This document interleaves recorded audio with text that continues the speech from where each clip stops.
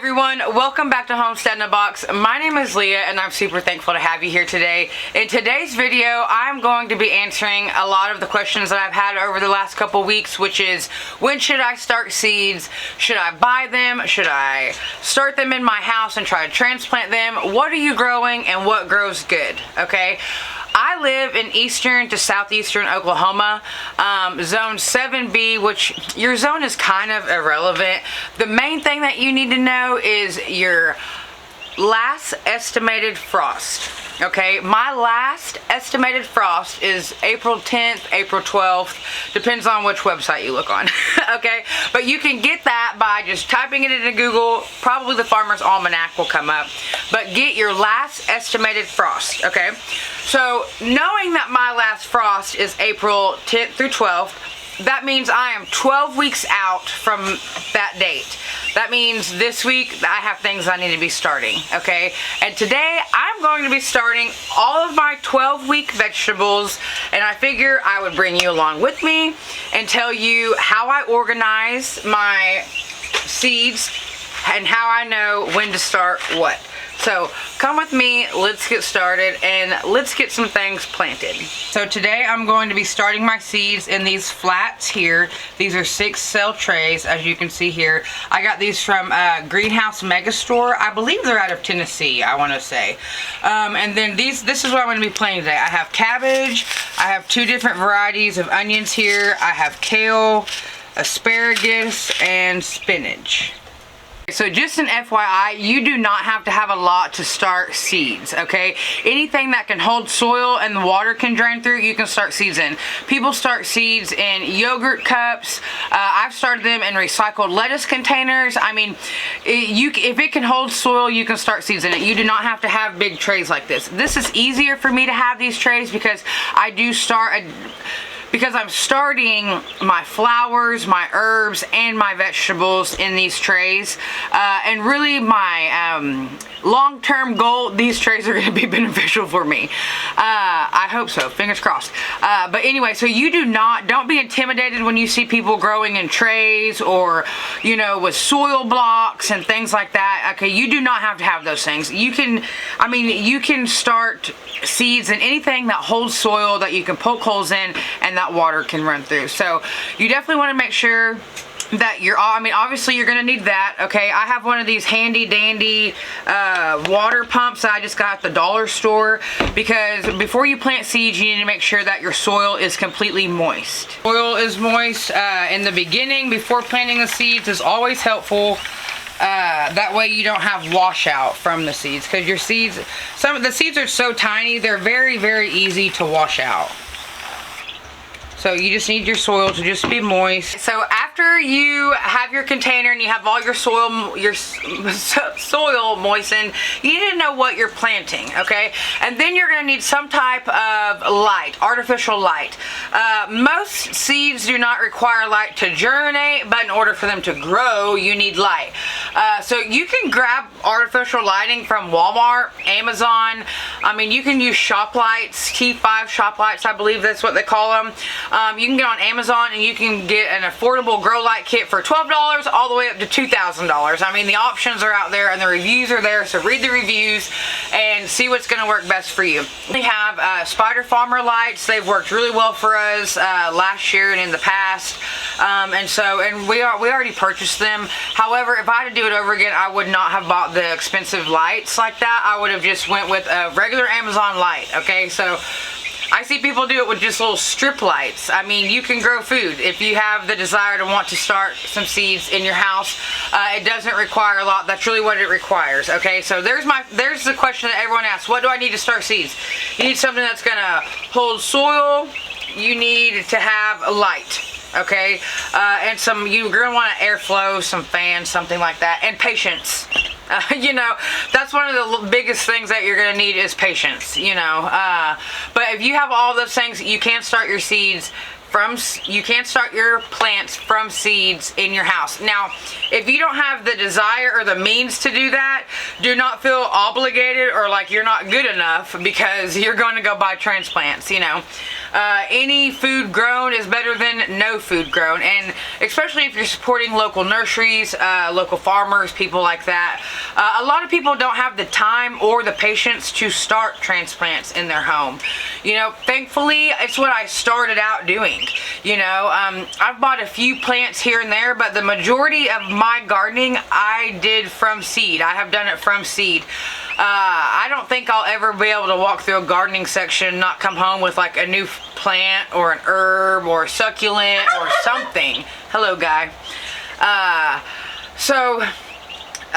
If you can't start your seeds from transplant, that's okay, okay? But let's move on to if you are starting your seeds from transplants, how to know when to start them, okay? So it's real basic, and I'm gonna break it down for you. You need a calendar, okay? My Meemaw got me this pretty little calendar of scenic inspiration. It's beautiful, love it. Okay, then you're gonna need some paper. I have this planner I carry around with me every single where I go. This is just the, I don't know if you can see that. Okay, there we go. This is the Jill Winger planner, the old-fashioned planner, and I carry it. It's small enough to fit in my purse. It's not as good as last year, but I love Jill and I love everything she does, so I support her. So anyway, in the back of this has a gardening tab. Like I said, if you don't have a planner like this, you can get one, just a regular piece of paper, something you can write in, okay? You can use your cell phone. You know, some people use your cell phone. Some people, I have friends who use spreadsheets, and I'm like, yeah, I'm not that. I don't have that in me.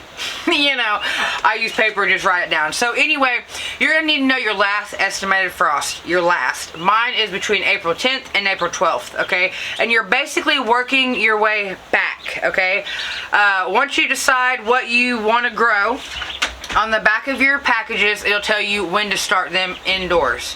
Okay, it'll say start indoors 10 to 12 weeks before last frost. Start indoors 8 to 10 weeks before last frost. Every back of the seed package, let me just find one here. Okay, here we go. My mortgage lifter, okay?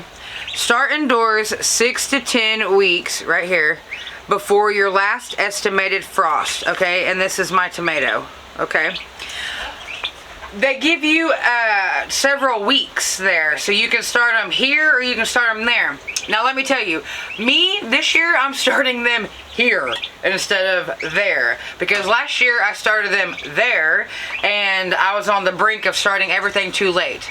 But I've said it and I'll say it again, my parents did not raise a quitter, they raised a procrastinator.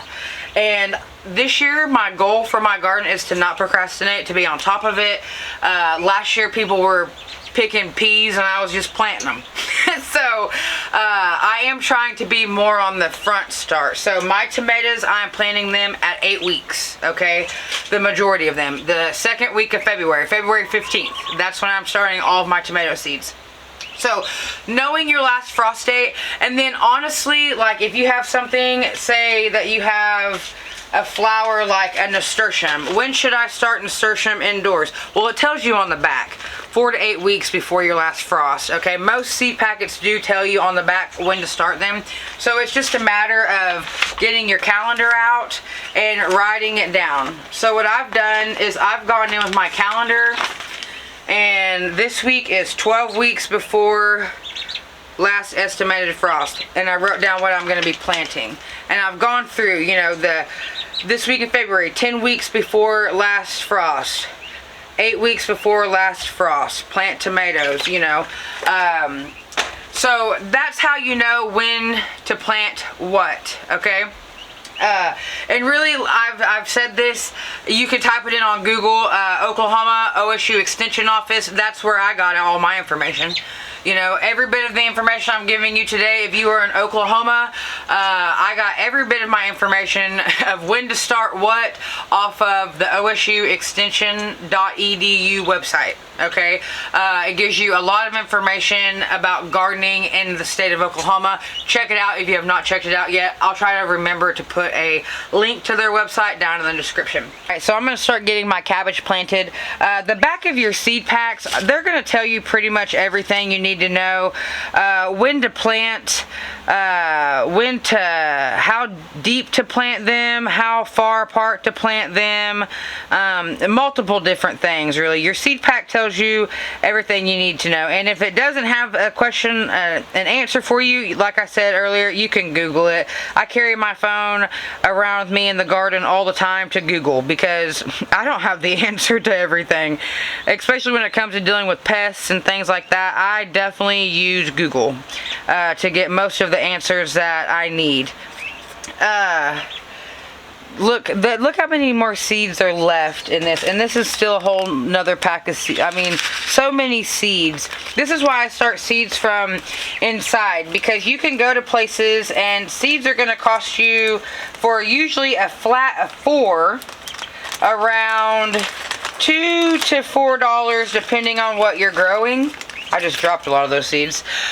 Versus you can buy a whole pack of seeds that has hundreds and hundreds of seeds for, you know, $250, $350, $450, for a lot more affordable than what you're going out and buying transplants. Now, like I said, sometimes buying transplants is the only option that somebody has, and that's okay too. Alright, the last thing I'm going to be planting is my asparagus.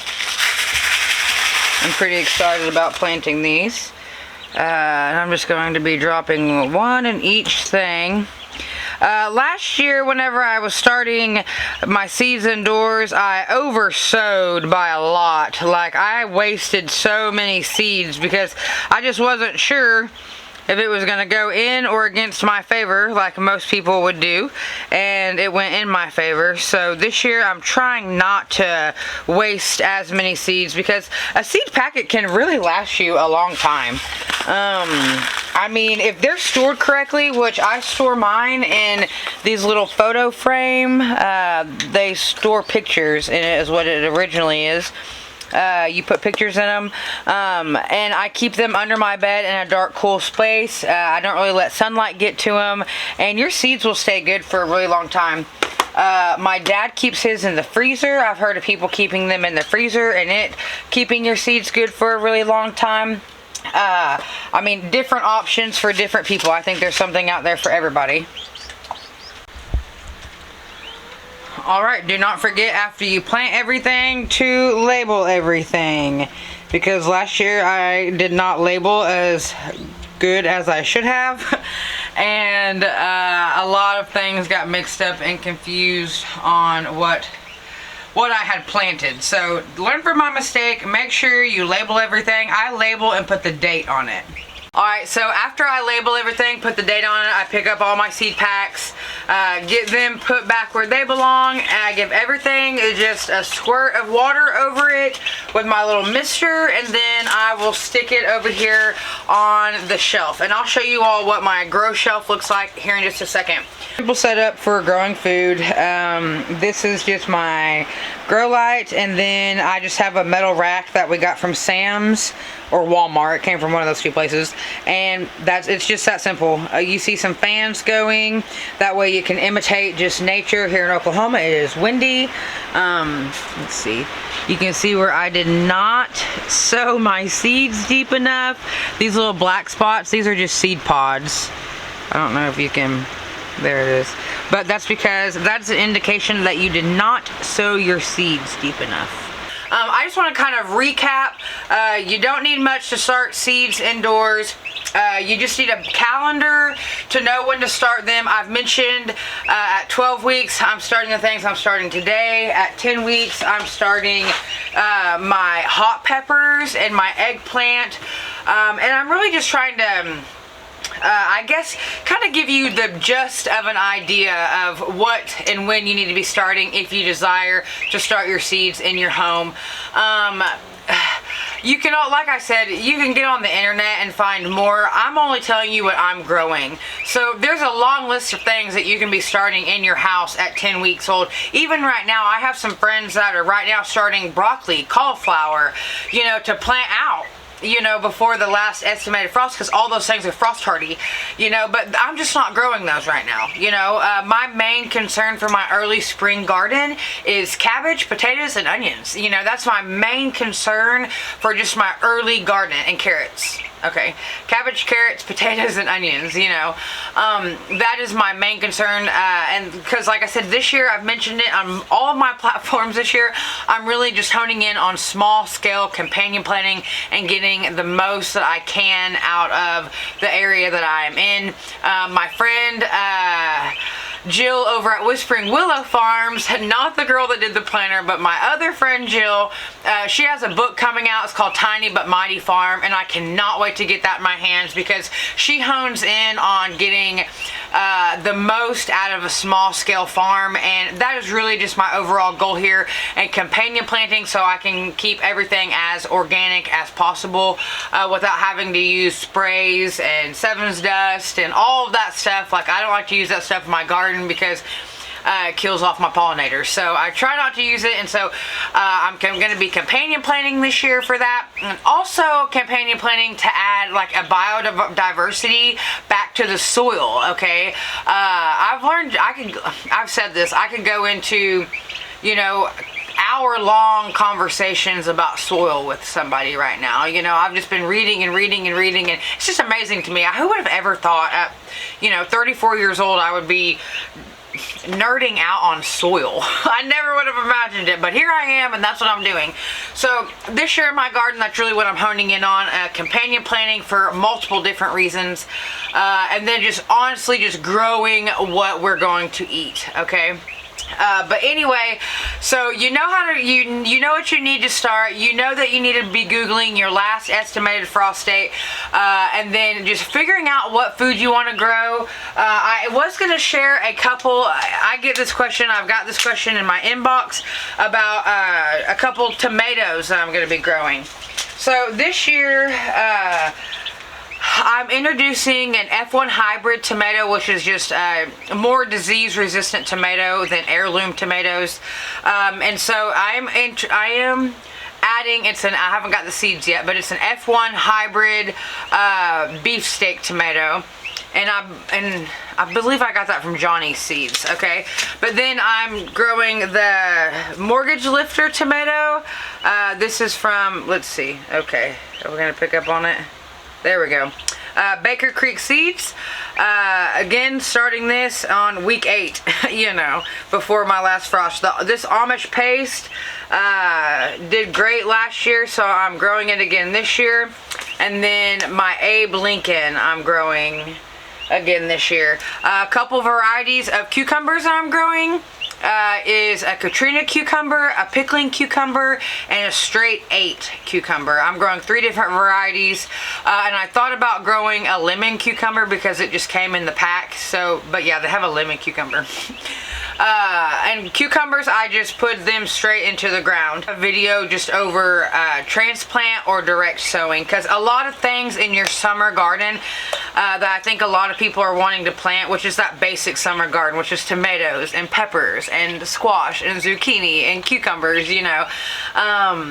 A lot of that stuff can just be sown directly into the ground. You don't have to worry about getting trays and starting them. Like if you're just doing a basic garden, and I call it like a basic kitchen garden, the only thing that you really would need to start inside is tomatoes, peppers, eggplant, other than that, pretty much the rest, like all of your melons, your corn, your beans, your peas, your squashes, all of that can be all direct sowed into the ground. Like you don't have to start it in trays. So I hope at the end of this video that you have taken something from it. A lot of this content I know is geared more towards, you know, the Oklahoma gardener, the first time gardener wanting to, you know, explore and, you know, get their hands in some soil and grow some food. So I'm super grateful that you're here. I hope that you took something from this video. It doesn't take much to start seeds. Only plant what you're going to eat and grow, and then just kind of a basics of when you should start what, you know. If you are wanting to start tomatoes and peppers on your own, It's going to be for me, okay, look at your first frost date, your last frost date, but it's going to be the second week of February when I start those, okay? If you have any questions of anything in particular, put that down in the comments below, because if you have that question, somebody else has that question, and I do interact with everyone in the comments. I try to answer everyone's comments, if not when they come in, but I try to take Sundays, or now Mondays, and just answer all of my comments. I do try to keep up. I've mentioned this in my last video, but I am not the best social media person. Like, you took something from this video about starting plants. If you've had the desire in your heart to grow food, grow some food. It's kind of funny. Last year, I had a lady stop me in Walmart, and she was like, "Hey, you're homesteading a box," and I was like, "I am," and she was like, "I stuck a cucumber seed in the ground." Because I had made the thing about just plant the seed. I mean, the worst case scenario is nothing grows from it. The best case scenario is you get cucumbers from it.